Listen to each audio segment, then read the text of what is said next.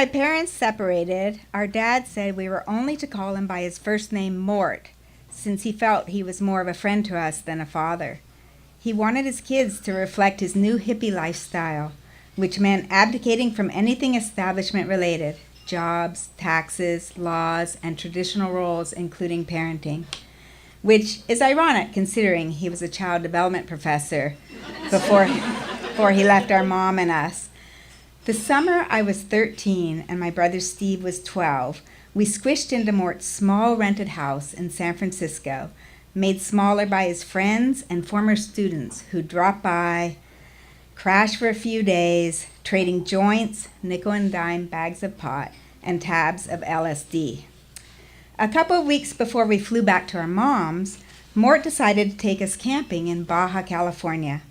We were game to go, as it meant we would get him all to ourselves except for his 25-year-old girlfriend, Carla, who had actually been a student of his. One of his friends was a young Mexican guy named Pepe. He had family in San Felipe and on the eastern side of the Baja Peninsula and was going down there to visit later that summer.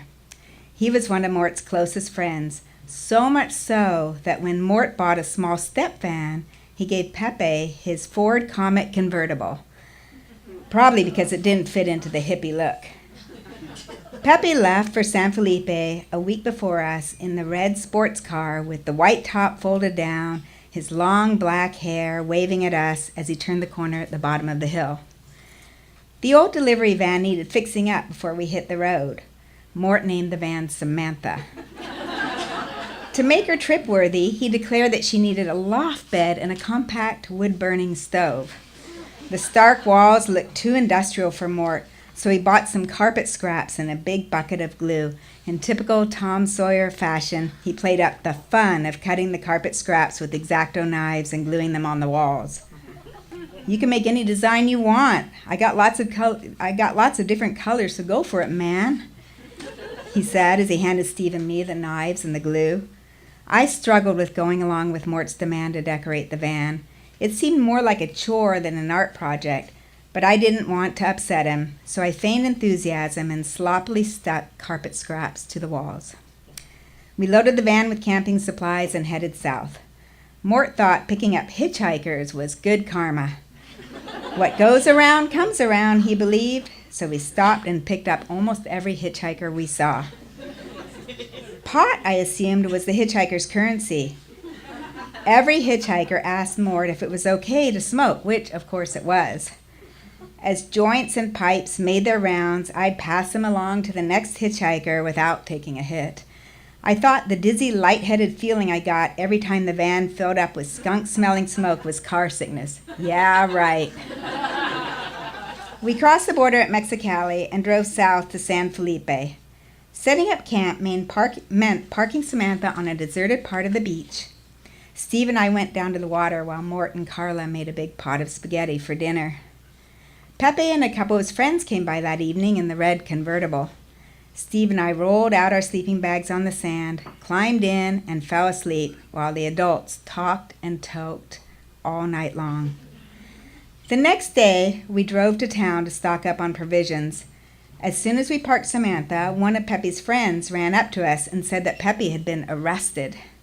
The cops apparently needed a reason to question the long-haired Mexican with the fancy car, so they drummed up a law that said it was illegal to own a convertible. We went to the police station to find out the real story. The police station was more of a storefront office than an actual station. A couple of cops sat on plastic chairs on the sidewalk. I noticed their pistols strapped to their belts and felt like we were in trouble already, even though we had done nothing wrong. Neither Mort nor Carla spoke much Spanish, and only one officer spoke broken English. We found out that when they pulled Pepe over, they searched his car and found marijuana. Pepe told them the car had been recently given to him, and he wasn't aware of the pot. When the officer learned that Mort was the person who gave Pepe the car, they held him for questioning too. Mort tried to assure us that it was just procedure and they would let him go as soon as they got all the information they wanted. He asked Carla to take us to a cafe for lunch. I reluctantly followed her up the street, feeling anxious leaving him there, hoping that after lunch we could all be reunited and resume our vacation. When we returned to the station, the police would not let us talk to Mort, even though we could see him behind the large front desk. He raised up a reassuring hand as if to tell us to just be patient, it'll all work out. But there was something unsettling in his look. Carla walked us down the street and around the corner to talk to us out of earshot of the police. She said she had never babysat before and didn't know what to do. Then her eyes popped with panic. She hurried us a little farther up the sidewalk and told us to go back to the van to find the drugs she and Mort had brought from California. Why Carla didn't choose this to do herself, I have no idea. Our job was to get the drugs and hide them somewhere on the beach as quickly and as stealthily as possible, or we would all be in big trouble if the police decided to search the van. Memorizing the places she told us to look, Steve and I walked back to Samantha as nonchalantly as possible. I felt hyper awake and a little excited being on this grown-up mission, like we were in a detective movie. I looked forward to telling my 8th grade classmates about how to hide drugs in Mexico. We climbed into Samantha and slid the door shut. I looked behind the wood-burning stove and the pile of kindling and found the hash pipe and small inlaid wooden box of hashish. Before stuffing them in my shorts pocket, I took a whiff of the pipe bowl. Of everything Mort smoked, I thought hash smelled the best. Steve found the bags of rolled joints behind the stack of books. Digging into the oatmeal container, I found the black film canister containing the prized window pane acid. Steve and I put everything back as it was, so in case the police came in, it would all look normal. He straightened up the books, and I put the oatmeal container back in the food box. We filled our pockets with all the goods and grabbed a couple of towels. We walked quickly to the beach, but not too quickly, trying not to draw any attention. Looking back at Samantha, I noticed the police car slow down as it turned the corner, heading our way. The 2 cops in the car watched us. I nudged Steve to hurry. The police car paced us.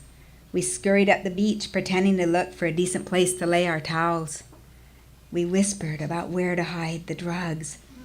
They had to be somewhere completely out of sight, but I insisted that it had to be a place we could find again.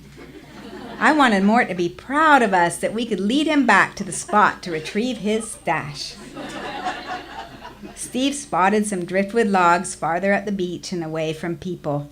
We laid out our towels near the logs, and I looked back to see the police followed us. We were clear. Steve and I climbed behind a log and started digging a hole in the sand with our bare hands. We tried to look like we were just building a tunnel and not burying a treasure. Once the stash was in the ground, we grabbed our towels and went back to town to find Carla, hoping Mort had been freed. She was waiting for us down the street from the police station, anxiously pacing, alone. I knew that this was no longer a vacation. We hurried to the station, but Mort was not there. They had transported him and Pepe to the real jail in Mexicali. It was dark when Carla, Steve, and I returned to our makeshift camp. Under the glow of Samantha's headlights, we gathered up our sleeping bags, cookware, and other things. Carla drove the 2 hours to the border and checked us into a cheap motel on the American side in Calexico. It was a long and quiet trip without Mort in the driver's seat. The next morning, Carla called her parents to wire money so she could hire a lawyer to get Mort released. When he was freed 3 days later, he looked 10 years older. He had lost weight and was wearing someone else's old clothes. When I hugged him, he smelled terrible. He seemed different, distant, like when he was stoned, but sadder. I thought he should be happy to be free, to see us. I missed the pre-prisoned Mort. Pepe fared worse. The lawyer Carla hired simply left town with the rest of the money, and Pepe spent a year behind bars. He was never charged with a crime. During the year Pepe spent in jail, Mort wrote to him. I think Mort felt guilty that he was free and Pepe was not. Mort started his letters with the salutation, "Love saves the day," meaning that he had stuck the stamp to the envelope with a drop of liquid LSD. Pepe would eat the stamp and maybe the whole envelope, anticipating a temporary escape from the hellhole he inhabited. After the lawyer absconded with the money, we headed north. We drove all the way to San Francisco without picking up a single hitchhiker.